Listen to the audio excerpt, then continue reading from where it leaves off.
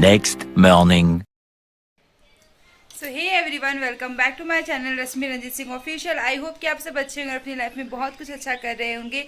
तो आज है जितिया का पर्व और जितिया किन माँ ने बहनों ने किया है अपने अपने बच्चों के लिए, कमेंट करके ज़रूर बताना। और कैसा जा रहा है आपका जितिया, ये भी कमेंट करके ज़रूर बताना।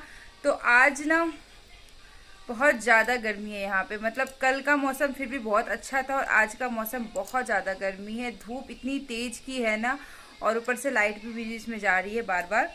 और फिलहाल मैंने तो नहा धोवा लिया है और अब जाती हूँ पूजा करने के लिए, कथा पढ़ने के लिए। हमारे यहाँ जो जितिया वो गले में पहनते हैं, तो उसकी पहले पूजा होती है और उसकी पूजा करके कथा सुन के उसके बाद ही उस जितिया को जो है हम अपने गले में पहनते हैं।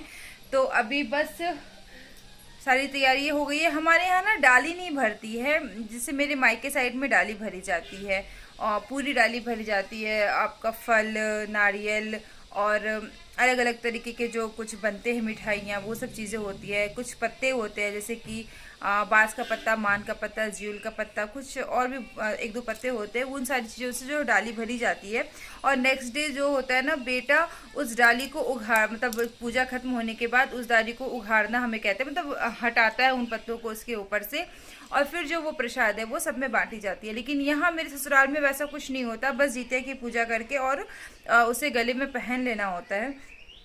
तो अब यहाँ पर जिस तरीके से होता है हम उसी तरीके से करते हैं। तो बस चलते हैं, फटाफट से करते हैं पूजा।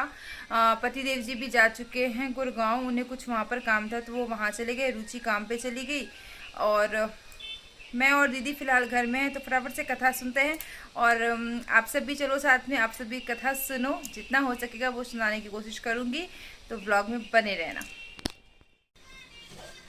तो फिलहाल मैं आ चुकी हूँ अपने मंदिर में, और मंदिर में जो है मैं अब थोड़ा सा जो पूजा है, जो डेली बेसिस का पूजा है जो रोज करते हैं वो भी करूँगी। और उसके बाद जो है मैं फिर जिमुत वाहन देवता उनकी पूजा करूँगी और फिर जितिया को पहन लूँगी पूजा करके।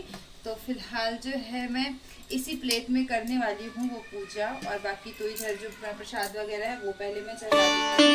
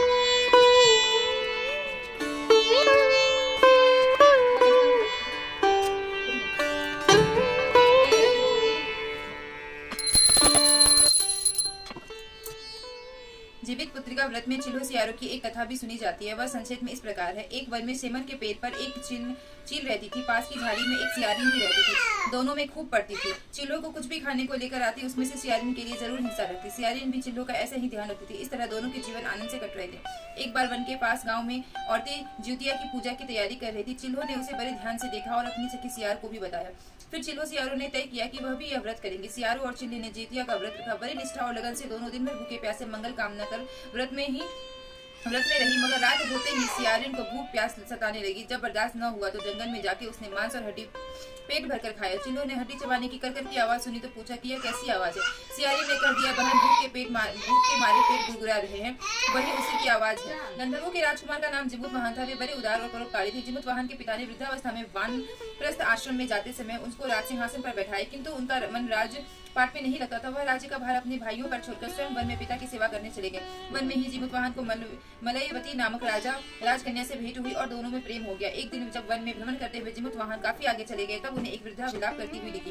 पूछने पर वृद्धा ने रोते हुए बताया, मैं नागवंश की स्त्री हूँ, मुझे एक ही पुत्र है। पक्षीराज गरुड़ के कोप से मुक्ति दिलाने के लिए नागों ने यह व्यवस्था की है कि वे गरुड़ को प्रतिभक्षण हेतु एक युवा नाग सौंपेंगे। आज मेरे पुत्र शंखचूड़ की बलि का दिन है। आज मेरे पुत्र के जीवन पर संकट है। थोड़ी देर बाद ही मैं पुत्र विहीन हो जाऊंगी।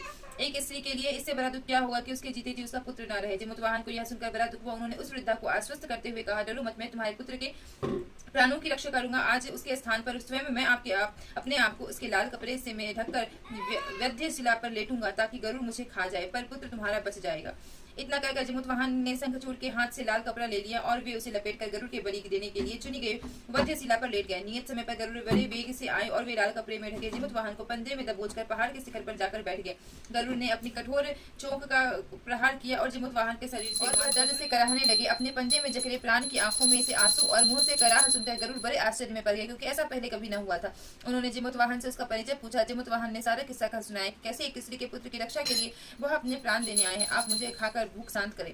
गरुड़ उनकी बहादुरी और दूसरे की प्राण रक्षा के स्वयं का बलिदान देने की हिम्मत से बहुत प्रभावित हुए और उन्हें स्वयं पर पछतावा होने लगा। वह सोचने लगे कि वह यह मनुष्य है जो दूसरों के पुत्र की रक्षा के लिए स्वयं की बलि दे रहा है, और एक मैं हूँ जो देवों के संरक्षण में हूँ किंतु दूसरों की संतान की बलि ले रहा हूँ। उन्होंने जिमुत वाहन को मुक्त कर दिया। गरुड़ ने कहा, हे उत्तम मनुष्य, तुम्हारी भावना एवं त्याग से बहुत प्रसन्न हूँ। मैंने तुम्हारे शरीर पर जो आघात किया, जो घाव किए हैं, उसे ठीक कर देता हूँ। तुम अपनी प्रसन्नता के लिए मुझसे कोई वरदान मांगो। राजा जिमुत वाहन ने कहा, हे पक्षीराज, आप तो सर्व समर्थ हैं और यदि आप प्रसन्न हैं तो यह वरदान देना चाहते हैं तो आप सर्पों का अपना आहार बनाना छोड़िए।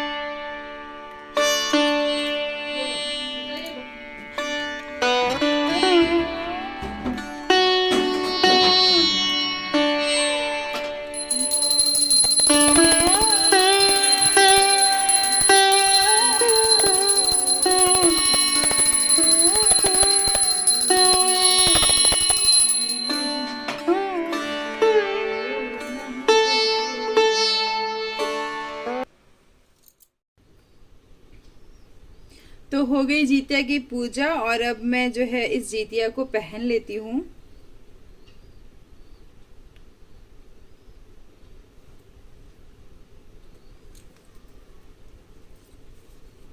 तो कुछ इस तरीके से है मेरा जीतिया।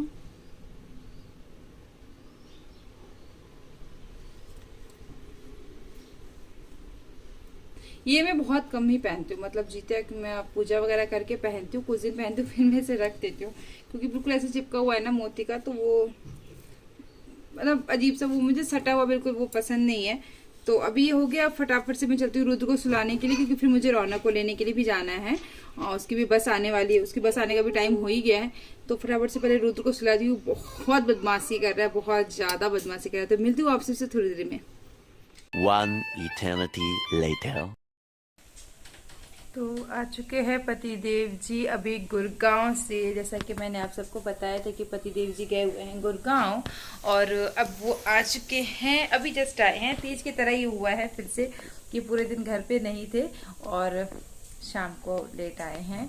और अभी फ़िलहाल मैंने इनके लिए बना दी है चाय, और रुचि भी नहीं है, रुचि गई हुई है सेंटर, तो फिर उसको भी आने में लेट हो जाता है, फिर आके वो खाना वाना बनाती, तो इसलिए मैंने एक तरफ बैठा दी है दाल, उसमें डाल दी है मैंने आलू और बना दी है चाय।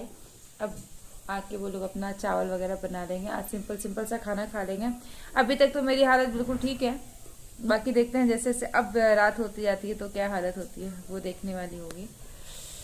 रुद्र ने आज बहुत ज़्यादा परेशान किया, बहुत ज़्यादा परेशान किया रुद्र ने।